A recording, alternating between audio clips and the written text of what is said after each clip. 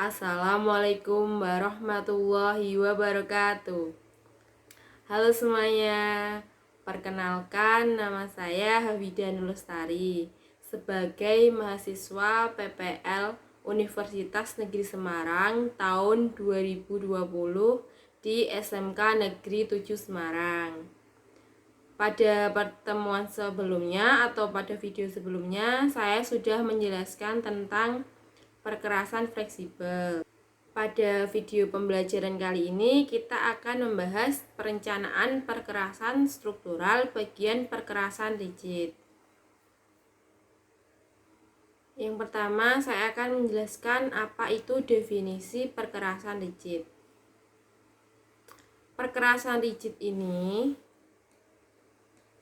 merupakan suatu perkerasan jalan yang terdiri atas plat beton semen sebagai lapis pondasi dan lapis pondasi bawah di atas tanah dasar, atau sering juga disebut dengan jalan beton. Untuk yang selanjutnya saya akan menjelaskan tentang perkerasan rigid biasanya dipilih untuk apa aja. Yang pertama digunakan untuk pembangunan ujung landasan. Kemudian pertemuan antara landas pacu dan taxiway. Dan yang ketiga untuk apron. Keempat, daerah-daerah lain yang dipakai untuk parkir pesawat. Dan yang terakhir, daerah-daerah yang mendapat pengaruh panas blast jet. Untuk blast jet sendiri sudah dijelaskan pada video Dita yang kemarin ya, yang sebelum dari ini, dan limpahan minyak. Untuk faktor-faktor yang mempengaruhi ketebalan perkerasan rigid yaitu yang pertama, lalu lintas pesawat. Yang kedua, ramalan lalu lintas disusun dalam tabel pesawat yang berbeda-beda dengan bermacam-macam berat dan tipe roda pendaratan yang berlainan. Dan yang ketiga, kekuatan subgrade atau kombinasi subbase dan subgrade. Untuk yang selanjutnya ini ada lapisan perkerasan rigid. Yang pertama, yang paling atas itu merupakan lapisan beton semen yang berupa satu lapis beton mutu tinggi. Untuk yang di bawahnya ini merupakan pondasi bawah atau subbase berupa satu lapis beton mutu tinggi juga. Untuk fungsi subbase ini sendiri sebagai lantai kerja yang rata dan tidak terlalu struktural. Untuk maksud tidak terlalu struktural ini itu tidak menyumbang nilai struktur perkerasan beton semennya. Untuk yang paling bawah itu ada tanah dasar atau subgrade. Kemudian yang selanjutnya menentukan harga K atau modulus of subgrade reaction. Untuk harga K ini sendiri merupakan perbandingan beban meganewton per meter kuadrat atau PSI dengan penurunan dari bearing plate dalam meter per inch. Harga K subgrade ditentukan di lapangan dengan tes plate bearing. Di sini ada beberapa rumus yang digunakan untuk menentukan harga K. Yang pertama itu ada rumus K sama dengan beban per penurunan sama dengan meganewton per meter kuadrat per meter atau PSI per inch. Didapatkan K sama dengan meganewton per meter kubik atau PCI atau pound per kubik inch. 1 meganewton per meter kuadrat sama dengan 145 PSI. Kemudian untuk 1 meganewton per meter kubik sama dengan 3,68 PSI. Kemudian ada rumus harga K sama dengan tekanan lbs per inch kuadrat yang menyebabkan penurunan 0,05 inch per 0,05 inch.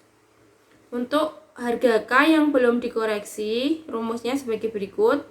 KU sebagai harga K yang belum dikoreksi itu sama dengan 10 lb per in kuadrat seper penurunan yang dihasilkan oleh beban 10 lb per in kuadrat.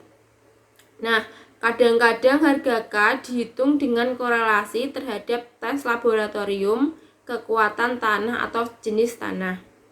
Di sini harga K dan bahan substrate yang digunakan. Ini harga K-nya dalam bentuk meganewton per meter kubik dan yang PCI ya. Kalau yang sangat jelek itu kurang dari 40 meganewton per meter kubik. Untuk yang PCI 150. Lumayan baik 5 sampai 68 meganewton per m meter kubik. Kemudian untuk yang PCI 200 sampai 250 PCI.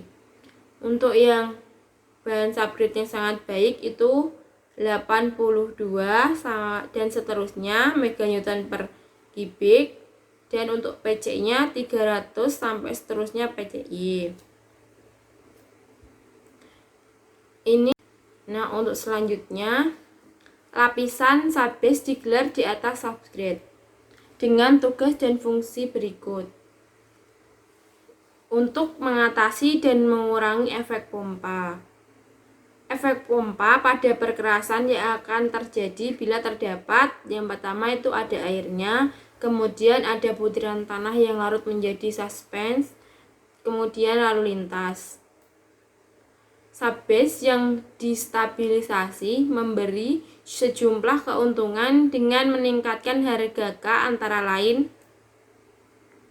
Yang pertama, didapatkan lapisan impermeable, uniform, dan mempunyai daya dukung yang tinggi bagi perkerasan di atasnya.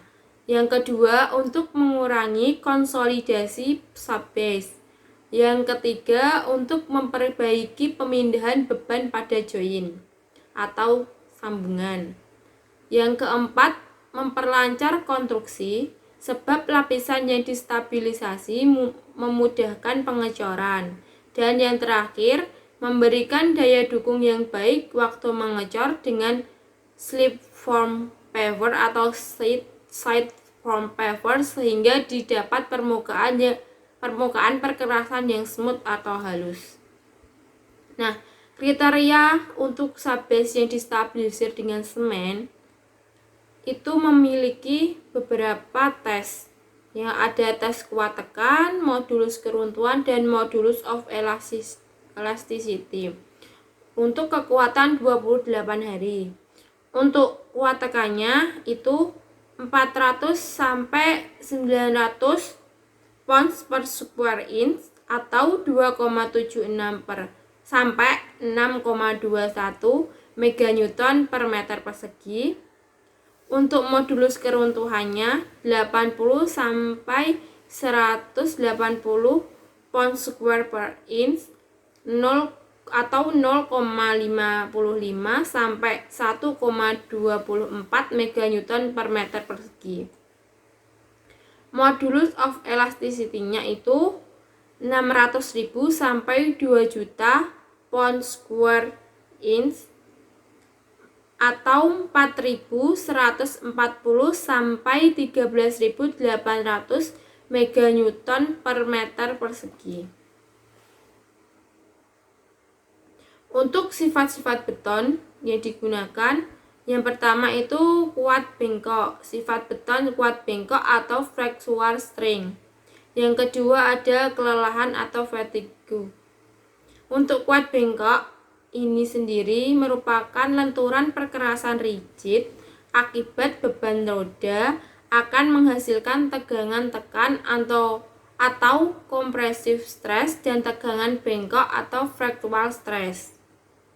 Di sini ada dua rumus yang digunakan. Yang pertama, rumus modulus of rupture dan rumus modulus of rupture.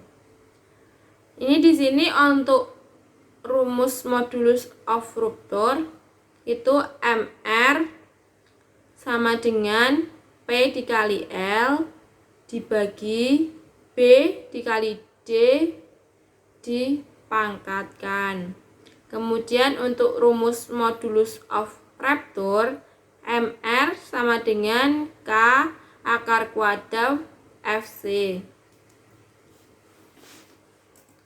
Untuk keterangannya, MR itu modulus of rupture atau kuat bengkok beton dalam meganewton per meter persegi atau pound per square inch.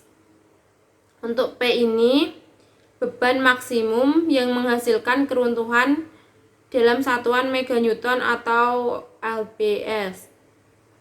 Untuk L ini panjang batang antara dua tumpuan, satuannya meter atau inch. Untuk B ini lebar batang, contoh pada titik terjadi kehancuran beton. Yang D tebal batang, contohnya pada titik terjadi kehancuran beton. Untuk K ini yaitu konstante, bisa 8, 10, 9, atau 2 tergantung berbagai parameter yang digunakan. Untuk FC ini kuat tekan beton dalam satuan pound square per inch. Untuk yang kelelahan, sifat beton yang kelelahan ini merupakan keruntuhan beton akibat kelelahan terjadi apabila beton mendapat beban repetisi atau pengulangan melampaui ketahanannya. Menurut PCA, konsep kelelahan dipakai untuk yang pertama, perencanaan bagi volume lalu lintas campuran tertentu. Yang kedua, evaluasi lalu lintas di masa depan dari perkerasan yang ada. Dan berapakah beban lebih yang bisa dilayani oleh perkerasan yang ada. Yang ketiga, ada evaluasi efek kelelahan bagi pesawat-pesawat di masa depan dengan konfigurasi roda pendaratan yang makin kompleks. Dan yang terakhir, sebagai penentuan yang lebih teliti dari perbandingan ketebalan landas pacu, taxiway, dan area perkerasan yang lain tergantung kepada karakter operasinya. Di sini masih sifat-sifat beton lagi. Ini stress ratio atau beban repetisi yang diizinkan atau yang diizinkan digunakan ya. Ini di sini ada tabel. Isinya stress ratio, kemudian beban repetisi yang diizinkan, stress ratio lagi, dan beban repetisi yang diizinkan. Untuk stress ratio 0,51, beban repetisi yang diizinkan 400.000. Kemudian 0,51, beban repetisi yang diizinkan 300.000. Dan ini untuk ke bawahnya bisa dibaca. Ini semakin ke atas stress rasionya, nilai rasionya itu semakin kecil beban repetisi yang diizinkan. Beban repetisi tak terbatas untuk stress ratio kurang dari 0,50. Untuk rumusnya itu stress ratio sama dengan fractional stress dibagi fractional strain. Kemudian untuk tekanan dalam perkerasan rigid, ada 3 tekanan dalam perkerasan rigid. Yang pertama, stres atau tekanan akibat beban roda. Yang kedua, ada stres atau tegangan akibat perbedaan temperatur dan kelembapan. Dan yang ketiga, ada stres akibat gesek atau tekanan akibat gesek. Ini untuk yang tekanan akibat beban roda, rumusnya modulus of subgrade reaction. Rumusnya P sama dengan K dikali Z. Untuk keterangannya, P ini modulus of subgrade reaction, yang K konstante tanah, yang Z penurunan subgrade. Untuk menghitung stres dan penurunan pada yang pertama bagian slab beton, yang kedua bagian tepi slab beton atau pada join yang tidak punya kemampuan untuk memindahkan beban. Nah, untuk yang Kedua, tekanan akibat perbedaan temperatur dan kelembapan. Itu merupakan stres akibat lengkung temperatur pada kondisi tertentu bisa sama dan menambah tekanan akibat beban muatan. Stres atau tekanan akibat beban roda pesawat menyebabkan tegangan dasar slab. Kejadian yang sama akan terjadi pada lengkung temperatur. Tegangan lengkung bisa terjadi juga disebabkan oleh perbedaan kelembapan antara permukaan bawah slab beton. Untuk yang terakhir, tekanan akibat gaya gesek ini menggunakan rumus tegangan dalam gaya gesek. Rumusnya sendiri yaitu TE sama dengan WVL W kali F kali L dibagi 24 dikali D. Untuk keterangannya, TE ini tegangan akibat gaya gesek, satuannya pound square inch. Untuk yang W, berat slab dalam PSF atau pound square feet. Yang F, koefisien rata-rata tahanan subgrade dianggap 1,5. Yang L, panjang slab dalam satuan feet, dan yang D, tebal slab dalam satuan inch. Ini untuk perencanaan tebal perkerasan rigid tanpa tulangan. Yang pertama ada metode FAA. Dalam perencanaan dengan metode FAA diperhitungkan untuk masa pemakaian selama 20 tahun tanpa pemeliharaan yang berarti apabila tidak ada perubahan pesawat yang dilayani. Untuk langkah-langkahnya, yang pertama itu buatlah ramalan annual departure dari tiap-tiap pesawat yang harus dilayani oleh landasan itu. Yang kedua, tentukan tipe roda pendaratan untuk setiap tipe pesawat. Yang ketiga, hitung maksimum take-off weight dari setiap tipe pesawat. Dan yang keempat, tentukan pesawat rencana. Yang kelima, konversikan tipe roda pendaratan tiap tipe pesawat yang diramalkan harus dilayani ke pesawat rencana. Yang keenam, tentukan wheel load tiap pesawat. 95% MTOW ditopang oleh roda pendaratan. Kemudian masukkan ke dalam rumus log R1 sama dengan log R2 dalam kurung W2 dibagi W1 pangkat 1/2.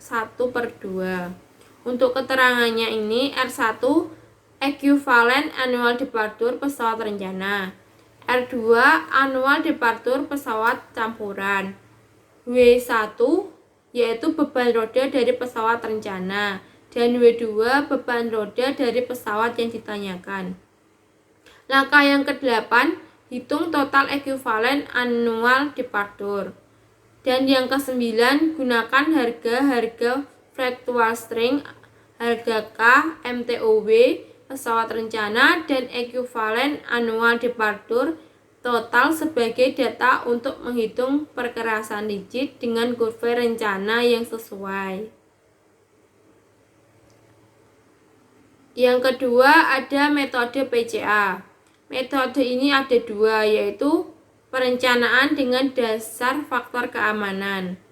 Faktor keamanan adalah perbandingan modulus of rupture beton umur 90 hari dengan working stress atau tegangan kerja.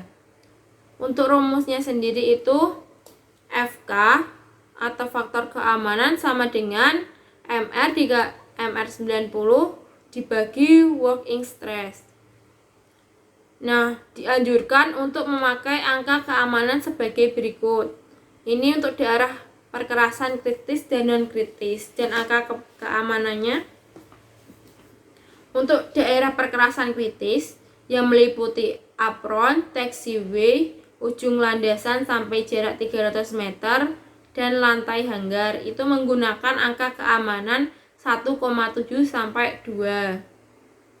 Untuk daerah perkerasan non-kritis yang meliputi landasan bagian tengah dan taxiway menggunakan angka keamanan 1,4 sampai 1,7. Dalam menentukan tebal perkerasan rigid, harus mengikuti langkah di bawah ini. Yang pertama, tentukan harga K subgrade atau bila tersedia subbase, harga K subbase. Yang kedua, hitung lalu lintas pesawat di masa depan dan pembebanannya sehingga bisa dipilih angka keamanan yang sesuai. Yang ketiga, tentukan working stress bagi tiap-tiap pesawat, yaitu membagi modulus ruptur beton umur 90 hari dengan angka keamanan yang telah ditentukan. Yang keempat, hitunglah tebal perkerasan rigid dengan memasukkan harga-harga parameter di atas kepada grafik-grafik rencana yang sesuai. Yang kelima, ulangi langkah-langkah di atas untuk jenis pesawat lain dan MTOW yang berbeda, serta dengan angka keamanan yang sepadan. Untuk yang terakhir, pilihlah tabel perkerasan untuk kondisi yang paling kritis. Ini untuk metode PECA. Yang kedua itu perencanaan dengan konsep kelelahan atau fatigue concept. Ini merupakan beban repetisi gear load pesawat yang diharapkan bisa dihitung dengan rumus fatigue repetition sama dengan D dikali LRF. Keterangannya D ini jumlah departur pesawat tertentu yang diharapkan selama waktu awet di perkerasan itu. LRF atau load repetition factor berkaitan dengan jumlah pesawat yang melintas lebar landasan tertentu yang tegangan repetisinya akan menghasilkan tingkat kelelahan yang sama pada jumlah ekuivalen beban penuh. LRF menunjukkan pengaruh distribusi lateral lalu lintas pesawat pada landasan dan taxiway. Yang ketiga ada metode LCN. Metode LCN ini kapasitas dukung perkerasan dinyatakan dalam angka disebut LCN. Begitu pula ESWL atau equivalent single wheel load dari setiap pesawat dapat dinyatakan dalam LCN. Angka dipengaruhi geometri roda pendaratan, tekanan roda, komposisi, serta ketebalan perkerasan. Maka, bila LCN perkerasan lapangan terbang lebih besar dari LCN pesawat, pesawat itu selamat bila mendarat di situ. Untuk yang angka LCN sudah dibahas pada video yang sebelumnya. Nah, ini yang selanjutnya ada Load Classification Group atau LCG. LCN perkerasan landasan dan LCN pesawat dibagi menjadi beberapa kelompok grup. Hal ini disebabkan sejumlah variabel yang mempengaruhi ketelitian yang tinggi pada waktu merencanakan landasan tidak diperlukan. Maka, klasifikasi perkerasan dan evaluasi pesawat disederhanakan menjadi LCG atau Load Classification Group. Ini klasifikasi LCG dan LCG pesawat umum dikelompokkan sebagai berikut. Untuk klasifikasi LCG-nya itu, yang pertama itu klasifikasi LCG yang pertama itu 101 sampai 120 untuk angka LCE-nya. Untuk grup yang kedua 76 sampai 100 nilai LCE-nya dan bisa dibawa ke bawahnya. Dan kemudian untuk LCG pesawat umumnya dikelompokkan sebagai berikut.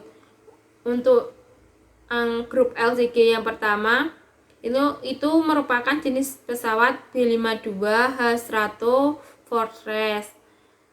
Grup yang kedua Concorde DC8 sampai 63 dan 63F. Bisa dibaca ke bawahnya.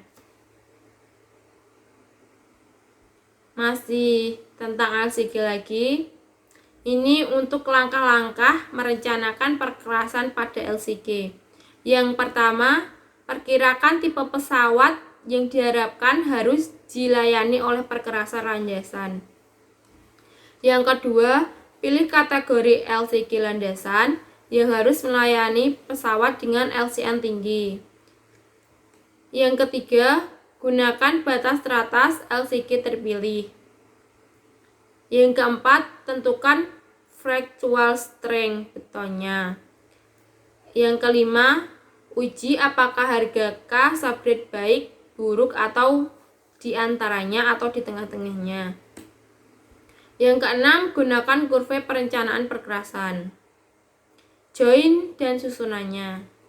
Join ini merupakan sambungan yang dibuat pada perkerasan rigid agar beton bisa mengembang dan menyusut tanpa halangan. Kategori fungsi join. Yang pertama ada expansion join. Expansion join ini memberikan ruangan untuk pengembangan beton sehingga terhindarlah adanya tegangan tekan yang tinggi yang bisa menyebabkan slab beton menjadi melengkung. Yang kedua ada construction join. Construction join ini terdiri dari dua. Yang pertama construction join memanjang dan yang kedua construction join melintang. Untuk yang ketiga ada contraction join. Yang pertama ada contraction join memanjang dan contraction join melintang. Nah, kemudian ada jarak antar join. Perbandingan panjang banding lebar slab beton yang baik adalah antara 1 dan tidak lebih dari 1,25. Penjarakan antar join disarankan oleh PCA sebagai petunjuk dasar jarak join agar tidak lebih dari 2 kali tebal slab. Ini untuk jarak join maksimum. Di sini ada tebal slab beton, ini melintang atau memanjang. Tebalnya kurang dari 9 feet atau 23 cm. Jarak join melintangnya 15 feet atau 4,56 meter. Untuk memanjangnya 15 feet atau 4,6 meter. 9 feet sampai 12 feet tebalnya, itu melintangnya 20 feet atau 6,1 meter dan 20 feet 6,1 meter untuk memanjangnya. Untuk tebal slab beton yang lebih besar dari 12 feet atau 30 cm, melintangnya itu 25 feet atau 7,6 meter dan memanjangnya 25 feet atau 7,6 meter. Nah, selanjutnya untuk pembesian besi. Yang pertama ada T-bar atau besi ulir penulangan dipasang sebagai penghubung contraction join memanjang dan sebagai pengunci construction join. Luas penampang lintang T-bar yang dibutuhkan setiap 1 feet panjang join didapatkan rumus AS sama dengan W kali F kali L dibagi Fs. Untuk keterangannya, AS ini luas penampang lintang tulangan yang dibutuhkan setiap feet panjang join. Untuk yang W, berat slab beton dalam satuan PSF atau pound per square feet.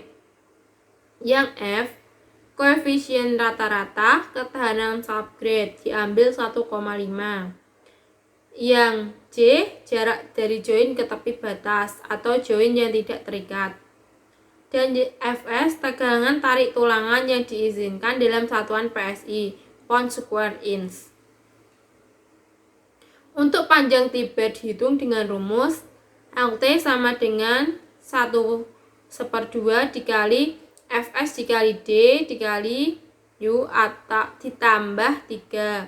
Untuk keterangannya, LT-nya panjang T-bar satuannya inch, Fs tegangan tarik besi yang diizinkan, D diameter T-bar atau inch.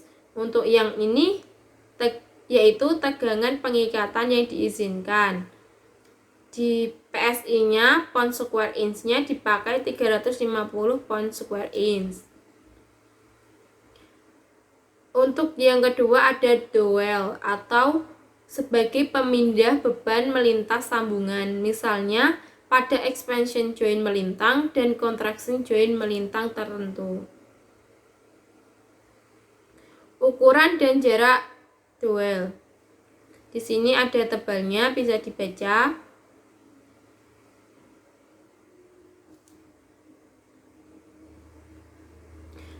Nah, selanjutnya ada bahan untuk joint filling dan sealing. Yang pertama, joint sealing. Untuk mencegah merembesnya air dan benda-benda asing ke dalam joint. Bahannya ada panas dan dingin. Yang kedua ada joint filler, yaitu bahan filler harus dapat dipres serta elastis. Yang ketiga ada joint filler tinggal pasang.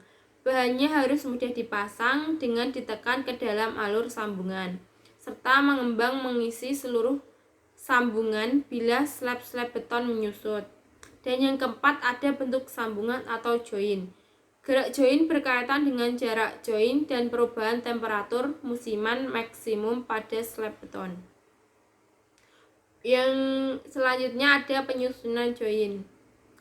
Problem atau masalah akan muncul waktu membuat joint pada perpotongan antar perkerasan.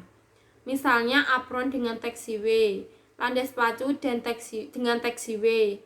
Di daerah pertemuan bentuk slab beton bisa bermacam-macam dengan sudut dan lengkung yang berlainan pada setiap slab beton. Maka tidak mungkin membuat standar ukuran dalam bentuk slab bagi daerah perpotongan. Kemudian untuk merencanakan perkerasan rigid dengan penulangan, yang pertama untuk merencanakan tebalnya. Prosedur untuk menentukan tebal perkerasan slab beton tanpa tulangan berlaku juga untuk merencanakan slab beton dengan pembesian. Yang kedua ada jumlah pembesiannya. Jumlah besi yang diperlukan untuk penulangan perkerasan rigid ditentukan dengan rumus AS sama dengan 3,7 dikali L akar kuadrat LH dibagi Fs. Ini untuk imperial unit. Kemudian AS sama dengan 0,64 L akar LH dibagi Fs. Ini merupakan metric unit. Untuk keterangannya, AS ini luas penampang lintang besi untuk setiap feet atau meter lebar atau panjang slab beton dalam inch atau sentimeter. Yang L panjang atau lebar slab dalam satuan feet atau meter. Untuk yang H, tebal slab dalam satuan in atau milimeter. Dan Fs merupakan tegangan tarik besi dalam satuan PSI atau mega newton per meter persegi. Untuk yang ketiga ada joint pada perkerasan dengan tulangan. Contraction joint melintang pada perkerasan rigid dengan penulangan berjarak 75 feet atau 23 meter. Semua joint harus dilengkapi dengan besi pemindah beban atau dowel.